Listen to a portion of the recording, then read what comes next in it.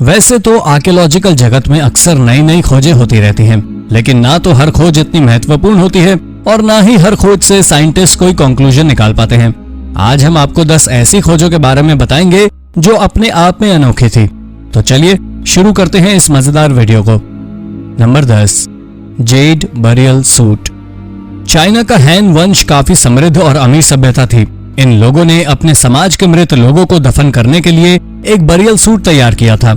ये burial suits बहुत अनोखे थे और मोज़ेक टाइल को यूज करके जेड सूट के बने थे। प्राचीन चीन में जेड सबसे प्रीशियस स्टोन हुआ करता था और ऐसा माना जाता था कि यह शुद्धता और अखंडता को चिन्हित करता है। 1968 में पुरातत्वविदों ने ऐसे 2 सूट्स खोजे। इनमें से एक को 2498 जेड प्लेट्स का यूज करके बनाया गया था। इन प्लेट्स को गोल्ड, सिल्वर आदि मेटल्स के तारों से जोड़कर सूट बनाया जाता था। कई जेड सूट्स की खोज के बाद वैज्ञानिकों ने यह कंक्लूजन निकाला कि जिस तरह के तारों का प्रयोग जेड सूट को बनाने में किया जाता था, उससे ही मृतक के स्टेटस के बारे में पता चलता था। जैसे राजाओं के सूट में सोने के तारों का इस्तेमाल होता था, वहीं प्रिंस और प्रिंसेस के सूट चांदी के तारों के बने होते थे। Number 9, the hermit Kings layer. एक समय में एक निष्कासित एंजेलो सैक्सन राजा के रेफ्यूजी के तौर पर यूज की जाने वाली इंग्लैंड की ट्रेंट नदी के पास स्थित एंकर चर्च के नाम से जानी जाने वाली इस साइट, इस केव हाउस को लगभग 1200 साल पहले इयर्डवुल्फ नाम के राजा के लिए बनाया गया था, जिसे 806 एडी के दौरान अनजान कारणों से निष्कासित कर दिया गया था। 796 एडी में इयर्डवुल्फ ने अपने एंसेस्टर्स की हत्या कर राजगद्दी हासिल की और महज 10 साल बाद ही इयर्डवुल्फ के बेटे ने उसे निष्कासित कर दिया। आर्कियोलॉजिस्ट का कहना है ये गुफा सैक्सन आर्किटेक्चर के कुछ उदाहरणों में से एक है। पूरे इंग्लैंड में ऐसे सिर्फ 20 स्ट्रक्चर्स ही पाए गए हैं। 18वीं सदी में English aristocrat sir Robert birth date ने इस जगह को अपने फ्रेंड्स के साथ डिनर करने के लिए भी इस्तेमाल किया। Number 8, medieval Nubian cathedral. Old Dongola में काम कर रही एक पॉलिश आर्कियोलॉजिस्ट की एक टीम ने रिमोट सेंसिंग टेक्नोलॉजी की टीम ने सूडान का सबसे पुराना नूबियन चर्च खोज निकाला है। इसे 6वीं सदी के मध्य के समय का माना जा रहा है। साइंटिस्ट का कहना है कि यह उस समय की सबसे पावरफुल कम्युनिटी थी। इस साइट पर आर्कियोलॉजिस्ट को एप्स वॉल्स मिली, जिन्हें बड़े आकार की कलाकृतियों से डेकोरेट किया गया है। इसके साथ ही यहाँ पर एक बड़े डोम के शेप का एक मकबरा भी मिला है, जिसके बारे में ऐसा माना जाता है कि यह किसी आर्क बिशप का बरियल टूम है। इसकी चौड़ाई 26 मीटर है, जबकि लंबाई एक 3 स्टोरी बिल्डिंग जितनी होगी। इस जगह पर 1964 से एक्सकेवेशन कार्य जारी है, पर वैज्ञानिक आज भी इसे बनाने का एग्जैक्ट समय नहीं पता लगा पाए हैं। आर्कियोलॉजिस्ट का कहना है कि आने वाले समय में इस जगह से नूबियन कल्चर से जुड़ी कई रोचक तथ्य सामने आ सकते हैं। Number 7, Mediterranean whales. लगभग 200 साल पहले एक प्रसिद्ध ऑथर, नेचुरलिस्ट और फिलोसोफर प्लाइनी द एल्डर ने मेडिटेरेनियन सी में ऑकस के व्हेल्स का शिकार करने की बात लिखी थी। लेकिन साइंटिस्ट को यह बात अजीब लग रही थी कि मेडिटेरेनियन सी में कोई किलर व्हेल्स थी ही नहीं। यहाँ तक कि किसी ने भी मेडिटेरेनियन में व्हेल्स की बहुत कम स्पीशीज ही पाई जाती हैं। इसीलिए अब रिसर्चर्स का मानना है कि प्लाइनी डॉल्फिन्स को व्हेल समझ रहे होंगे। लेकिन हाल ही में हुई एक खोज से प्लाइनी की बात सही साबित होने लगी है। रिसर्च टीम को यहाँ व्हेल्स की हड्डियां मिली हैं। इस खोज ने सालों से मानी जा रही थ्योरी को बदलकर रख दिया है। Number 6, prehistoric beast. हाल ही में वैज्ञानिकों ने लाखों साल पुराने एक जीव का अवशेष खोज निकाला। ऐसा माना जा रहा है कि ये दुनिया के पहले वर्टिब्रेट्स हैं जो लगभग 310 मिलियन वर्ष पहले आज के समय में इलिनॉइस की मेजन क्रीक नामक जगह पर इवॉल्व हुए थे। जोमगैंडर बोल्टी नाम से जाना जाने वाला यह जीव सिर्फ 5 सेंटीमीटर लंबा था। इसका शरीर लंबा, लिम्स छोटे और स्कल ब्लंट शेप का होता था। इसके शरीर पर धारियां बनी रहती थी और साइंटिस्ट का मानना था कि ये धारियां डर्ट को रिपेल कर सकती हैं, यानी ये अंडरग्राउंड रहा करते थे और सांपों की तरह रेंगते थे। जे बोल्टी नाम के ये जीव लगभग 251 साल पहले विलुप्त हो गए। एक्सपर्ट्स का कहना है कि ये पहले एमनियोट्स थे, यानी ऐसे जीव जो एम्ब्रॉयस और फ्लूइड वाले एग्स प्रोड्यूस करते थे। ये अवशेष इस बात का सबूत है कि धरती पर एनिमल्स वैज्ञानिकों की कल्पना से बहुत अधिक तेजी से डाइवर्स हुए हैं। Number 5, stolen Roman frescoes. 1970 में पोम्पई में स्टेबी नाम की जगह पर किसी ने गैर कानूनी रूप से पहली सदी की एक रोमन वॉल फ्रेस्को के 3 टुकड़े चुरा लिए। इन पीसेस में से एक में एक हाथ में ट्रे पकड़कर नाचती हुई औरत का चित्र था, वहीं दूसरी में एक औरत का सिर और तीसरे में बांसुरी बजाते एक चेरुब का चित्र बना था।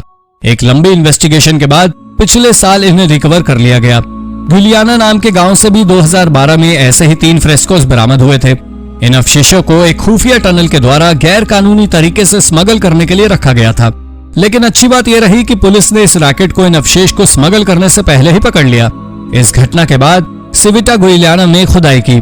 यहाँ से कई अन्य अवशेष भी पाए गए, लेकिन ज्यादातर अवशेष चोरी हो गए थे, इसलिए वैज्ञानिक किसी भी कंक्लूजन पर नहीं पहुंच पाए। Number 4, Viking era tombs.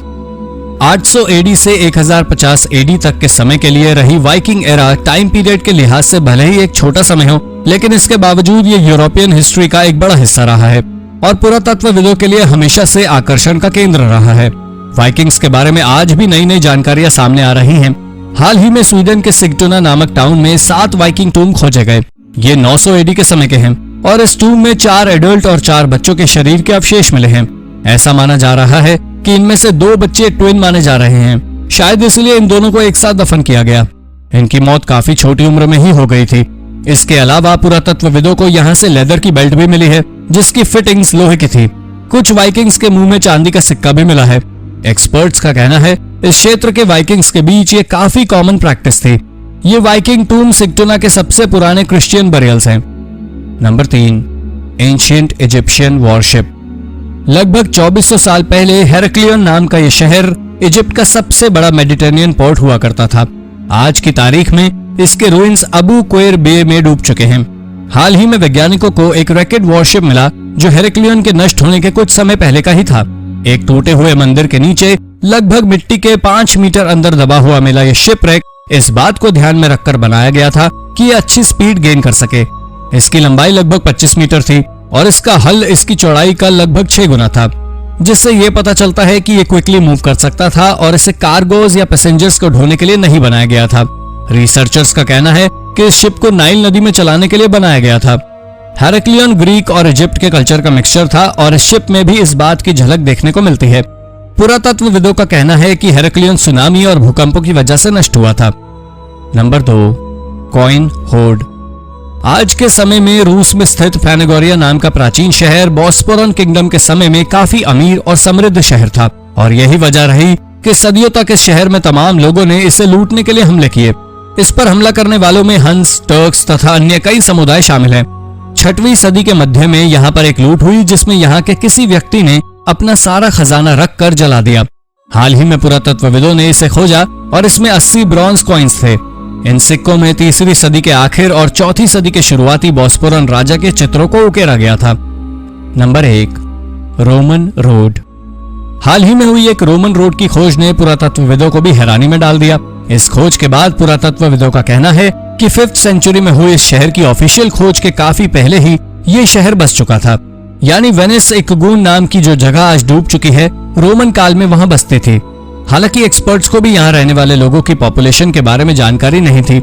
हाल ही में हुई एक रिसर्च में सामने आया है कि ट्रेपोर्टी चैनल पर 12 स्ट्रक्चर्स हैं, जिनकी ऊंचाई लगभग 3 मीटर है। वहीं इनकी लंबाई 53 मीटर के करीब होगी। वहीं स्कूबा डाइवर्स ने 4 अन्य स्ट्रक्चर्स खोजे हैं जो 4 मीटर ऊंचे और 135 मीटर लंबे हैं। यानी शायद अब जलमग्न हो चुके ट्रिपोर्टी चैनल पर एक बसा बसाया सेटलमेंट था जिसे खोजा जाना बाकी है। तो दोस्तों, ये थी 10 इनक्रेडिबल खोजें। इनमें से कौन सी खोज आपको सबसे ज्यादा रोचक लगी? अपना जवाब हमें कमेंट में जरूर बताएं और ऐसे ही अन्य रोचक जानकारियों के लिए हमारे चैनल को सब्सक्राइब करना ना भूलें। धन्यवाद।